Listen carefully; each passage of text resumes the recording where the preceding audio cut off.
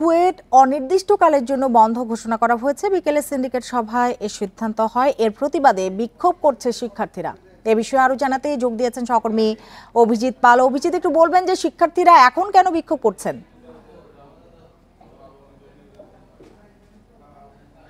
শিক্ষার্থীরা আসলে বিশ্ববিদ্যালয় প্রশাসনের যে সিন্ডিকেট সভা হয়েছে সেই সিন্ডিকেট সভায় যে হল ত্যাগের জন্য যে নির্দেশ দেওয়া হয়েছে যে আগামীকাল সকাল 10টার মধ্যে হল ত্যাগ করা হবে এবং অনির্দিষ্টকালের জন্য হল এবং একাডেমিক কার্যক্রম বন্ধ ঘোষণা করা হয়েছে। এই সিদ্ধান্তের প্রতিবাদেই মূলত শিক্ষার্থীরা বিক্ষোভ করছেন।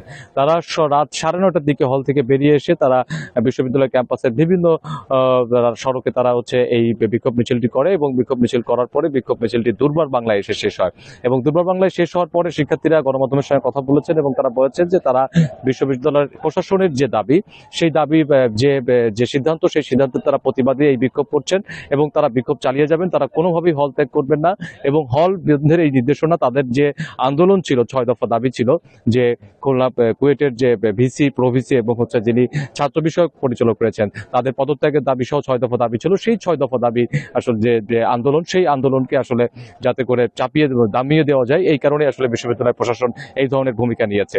আর তারা যেটা আরো বলছেন যে করা হলো বিশ্ববিদ্যালয়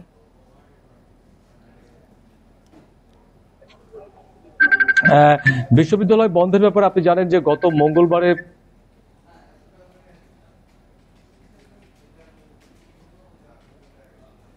এবং সেই ঘটনার প্রতিবাদেই কিন্তু শিক্ষার্থীরা আন্দোলন করছিল এবং সেই আন্দোলনের পরের দিন বুধবারে শিক্ষার্থীরা কিন্তু 6 দফা আন্দোলন দেন। সেখানে তারা প্রভিসি ভিসি এবং ছাত্র বিষয়ক পরিচালককে বর্জন করেন প্রভিসি ভিসি এবং ছাত্র বিষয়ক পরিচালককে বর্জন করেন এবং তাকে পদত্যাগের দাবি জানান এবং তার পরের দিন কিন্তু শিক্ষার্থীরা ক্যাম্পাসে তারা ছাত্র রাজনীতিকে রেড কার্ড দেখিয়ে বিক্ষোভ করেন এবং তারপরের দিন শিক্ষার্থীরা ঢাকাতে তারা উপদেষ্টা বরাবর স্মারকলিপি জমা দিয়েছেন এবং তাদের দাবি দাওয়া উপস্থাপন করে এসেছেন এবং এরপরে কিন্তু সিন্ডিকেট সভা হয়। সেই সিন্ডিকেট সভা থেকে কিন্তু হল খোলা থাকলেও একাডেমিক কার্যক্রম 28 তারিখ পর্যন্ত বন্ধ করে দেওয়া হয়।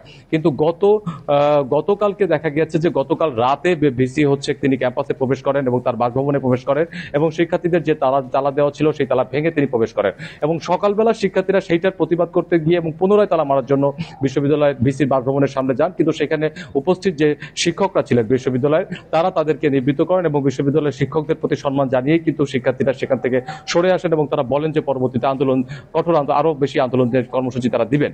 কিন্তু দেখা যায় যে বিকেলবেলা সিন্ডিকেটের যে সভা হয়েছে 99তম সভা, সেই সভা থেকে ঘোষণা আসে যে অনির্দিষ্টকালের জন্য বিশ্ববিদ্যালয়ের একাডেমিক এবং হল বন্ধ করার ঘোষণা এবং ছাত্রদেরকে হল ত্যাগ করার ঘোষণা।